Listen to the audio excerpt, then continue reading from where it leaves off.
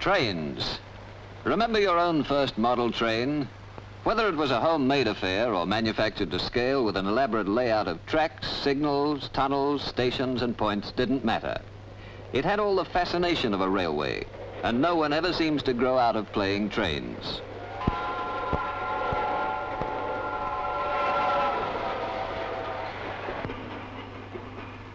But it's playing with trains on the grand scale at Melbourne's Flinders Street Station, one of the busiest in the world. With next-door Prince's Bridge Station, Flinders Street handles almost all of Melbourne's suburban traffic. The morning peak hour rush is on. From 8 till 9, time is the driving force for the 100,000 people who go through the gates.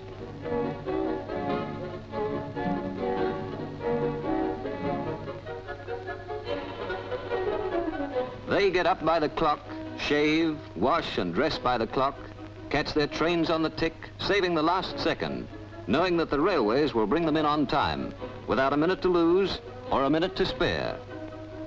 Well, practically without a minute to spare. Travelers don't often see the men who work this system of safety, efficiency, speed.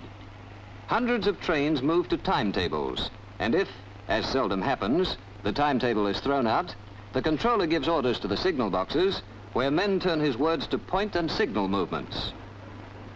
And every one of these movements brings trains through, brings the work-going crowds of Melbourne to their city.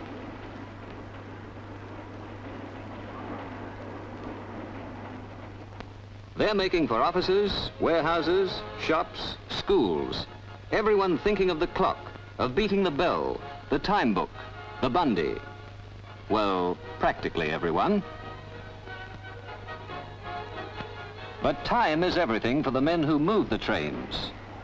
4 signal boxes control Flinders Street's tracks. There are 265 levers in the largest box in the southern hemisphere, Flinders Street A. They're making the road for the train. Black lever to set the points, blue to lock, red to set the signal. Willie up north and away. Willie up north is the code for the Williamstown train through Melbourne. A bell warns the next box and, getting ready to take the train, the box returns the signal. The recorder writes in ink the time every train arrives or leaves.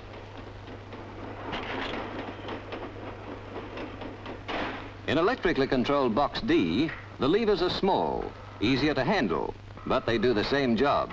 Make the roads and set the signals that mean speed and, above all, safety.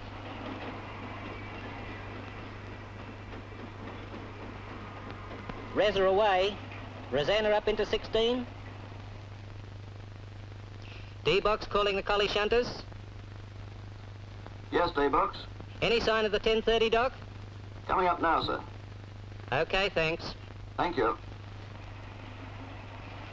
Signalmen know by heart the timetables of every line, and they're ready for any change, special trains or cancellations.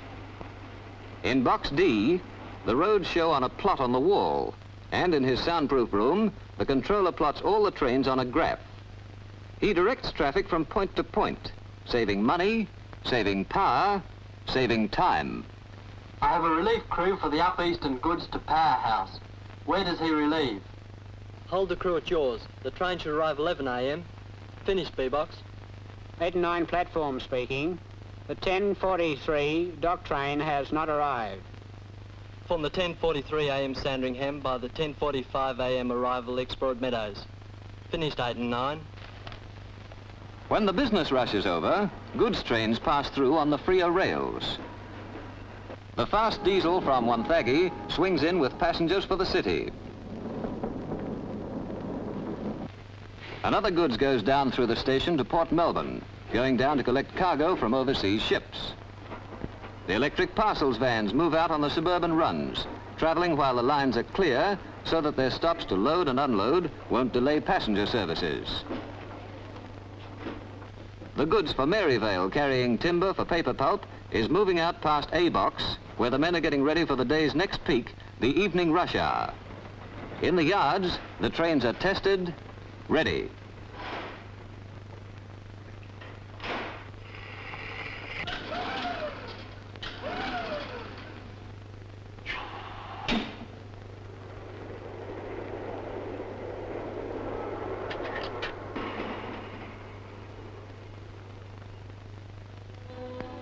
Flinders Street's 100,000 is on the move again. Not quite as springy in the step as they were in the morning, but still moving to time. Well, most of them. They push onto the platforms. There are tired faces and tired feet.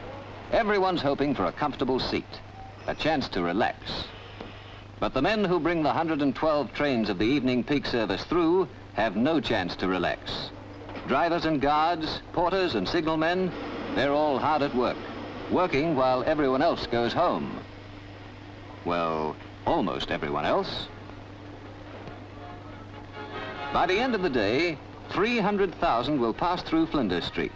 300,000 served with more than 2,000 electric trains covering every part of the suburban run, every inch of their run plotted, directed, controlled to time.